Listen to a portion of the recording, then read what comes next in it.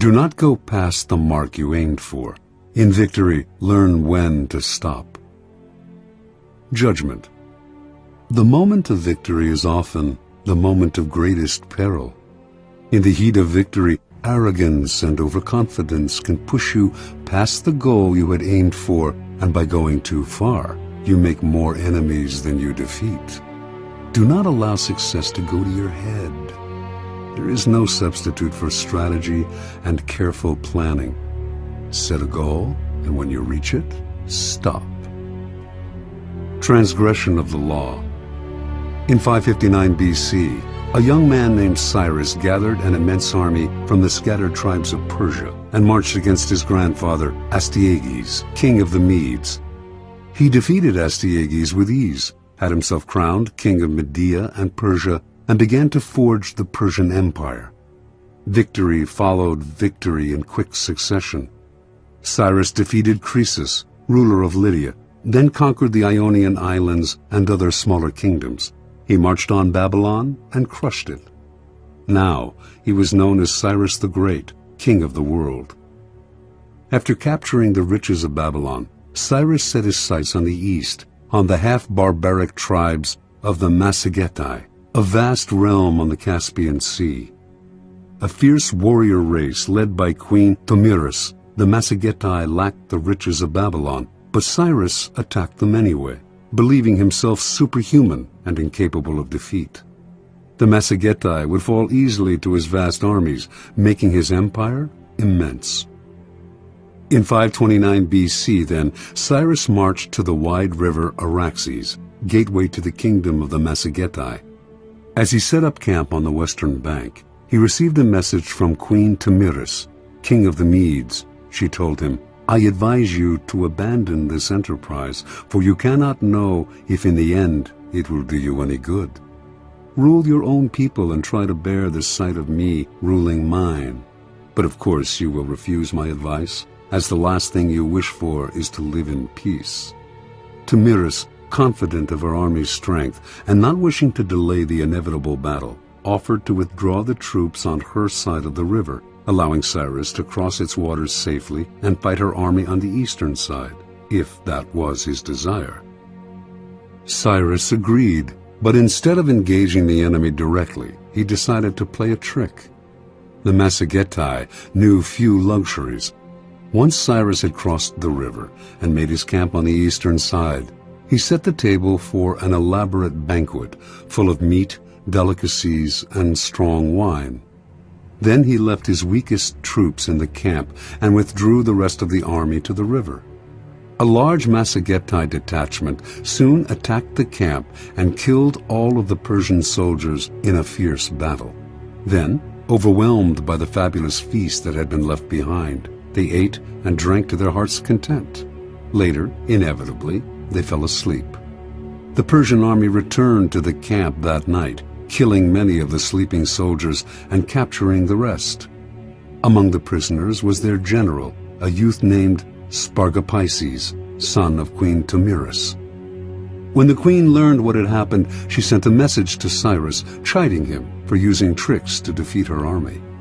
"Now listen to me," she wrote, "and I will advise you for your own good. Give me back my son and leave my country with your forces intact, and be content with your triumph over a third part of the Massagetae. If you refuse, I swear by the sun, our master, to give you more blood than you can drink for all your gluttony." Cyrus scoffed at her.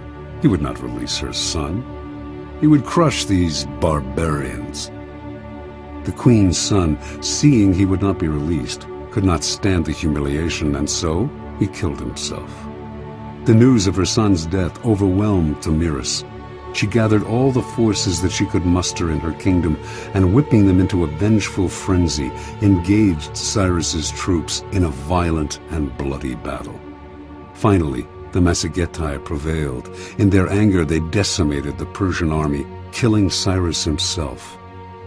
After the battle, Tomyris and her soldiers searched the battlefield for Cyrus's corpse. When she found it, she cut off his head and shoved it into a wineskin full of human blood, crying out, though I have conquered you and live, yet you have ruined me by treacherously taking my son. See now, I fulfill my threat. You have your fill of blood." After Cyrus's death, the Persian Empire quickly unraveled. One act of arrogance undid all of Cyrus's good work. Interpretation. There is nothing more intoxicating than victory, and nothing more dangerous. Cyrus had built his great empire on the ruins of a previous one. 100 years earlier, the powerful Assyrian Empire had been totally destroyed, its once splendid capital of Nineveh but ruins in the sand.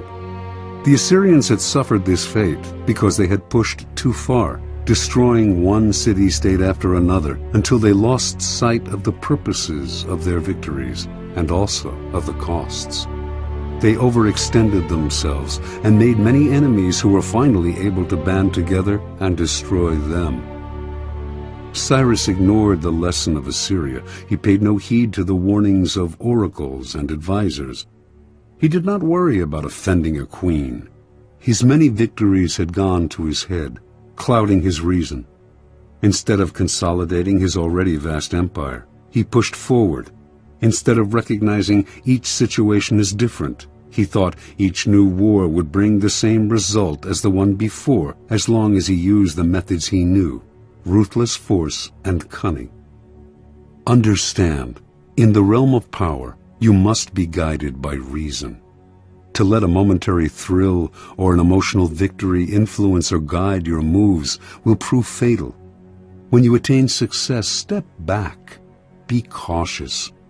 When you gain victory, understand the part played by the particular circumstances of a situation, and never simply repeat the same actions again and again.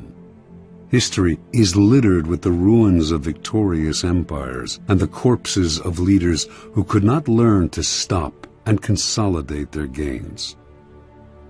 Keys to power. Power has its own rhythms and patterns.